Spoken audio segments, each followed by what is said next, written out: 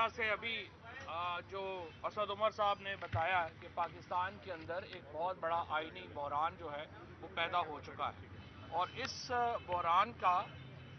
जो आज चौथा दिन है कि हाई कोर्ट ये हुक्म दे चुकी है और उसके बावजूद इंतखाबात की तरफ हम नहीं बढ़ रहे। दूसरी तरफ हम देख रहे हैं कि मरियम नवाज शरीफ और सुल्तान सिकंदर अदलिया के खिलाफ एक भरपूर मुहिम चला रहे हैं।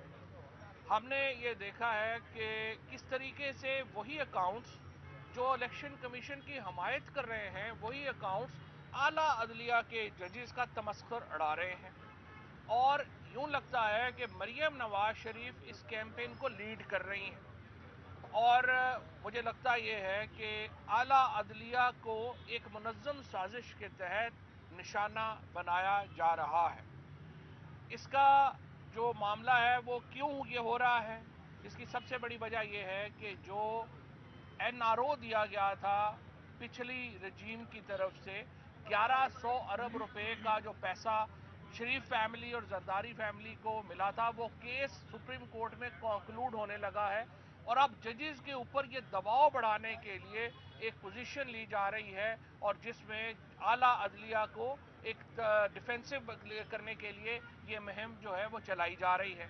उसके साथ आप देखिए हाई कोर्ट के फैसले, अब ये जो कॉन्स्टिट्यूशनल इस वक्त इशू है इलेक्शन कराने का, हाई कोर्ट का वाज़ेह हुक्म है, इस पर इम्प्लीमेंट नहीं हो रहा।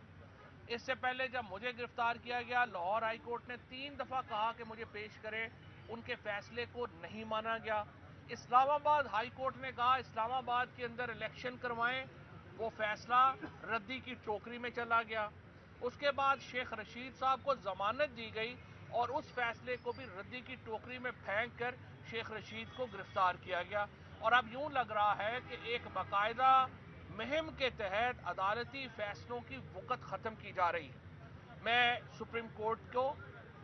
और जो हाई कोर्ट है उनको ये तवज्जो दिलाना चाहता हूं कि पहली बार इतने मुनज़्ज़म पैमाने के ऊपर दोबारा मिसिंग पर्सनस के केसेस शुरू हो गए हैं। यहाँ पे मोहम्मद खान भट्टी जो साबिक सेक्रेटरी हैं परवेज इलाही साहब के, आज उनको छठा 7वां दिन है, उनका कोई अता पता नहीं है। आमिर रान जो लाहौर हाई कोर्ट के इलेक्टेड सेक्रेटरी थे, उनको 5 दिन के बाद रिहा किया गया और अब भी उनके साथ जो सलूक हुआ उसका हमें कोई अता पता नहीं है। पाकिस्तान की अदलिया का एक ही काम है, वो पाकिस्तान के शहरियों के हकूक़ का तहफ़्फ़ुज़ करे और ये ऐसे मामलात हैं जिस पे अदलिया को खामोश नहीं रहना चाहिए। इसके साथ साथ इलेक्शन कमिश्नर जो कर रहे हैं, फैसल फारूकी साहब जो पाकिस्तान के एक बड़े वकील हैं, उन्होंने कल कहा है कामरान खान के शो में कि इलेक्शन कमिश्नर को गिरफ्तार किया जा सकता है इस तौहीन के ऊपर। हम ये मुतालबा रखते हैं कि इलेक्शन कमिश्नर को और गवर्नर्स के खिलाफ आईनी कार्रवाई अमल में लाई जाए और सदर ममलिकत आरिफ अलवी साहब से मेरी गुजारिश है पंजाब के गवर्नर और खैबर पख्तूनख्वा के गवर्नर के रिमूवल के लिए जो आईनी जो प्रोसेस है उसका आगाज किया जाए, क्योंकि दोनों गवर्नर्स ने वाज़ेह तौर के ऊपर आइन की धज्जियां उड़ा दी हैं और आइन को एक रद्दी की किताब में कन्वर्ट कर दिया है। और अगर आइन भी ना रहा,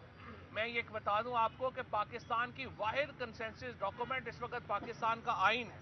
अगर ये आइन को भी पाकिस्तान के अंदर इस तरह से सबोटाज कर दिया गया, फिर पाकिस्तान के अंदर कोई कंसेंसस डॉक्यूमेंट नहीं बचेगी, कोई इत्तफाक राय नहीं हो सकेगा और ये पाकिस्तान के साथ खेलने के मुतरादिफ है जो इस वक्त ये अमल हो रहा है। लिहाजा सदर ममलिकत दोनों गवर्नर्स के खिलाफ उनको ओहदों से हटाने की कार्रवाई जो है उसका आगाज करें। इसके साथ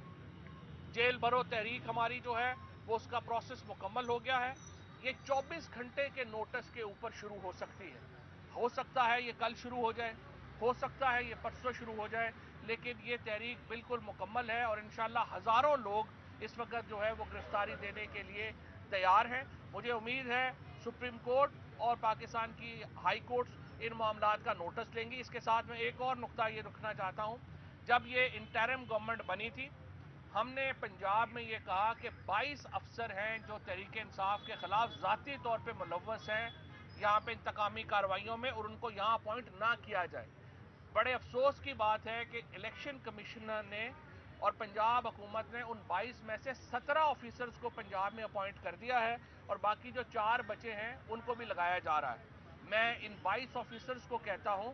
آپ آئین کے تحت حلف لے کے آئے ہیں، آپ کی وفاداری ریاست کے ساتھ ہونی چاہیے، ایک جماعت کے ساتھ نہیں ہونی چاہیے۔ فوری طور کے اوپر خود کو اپنے عہدوں سے علیحدہ کریں اور پارٹیزن نہ ہوں،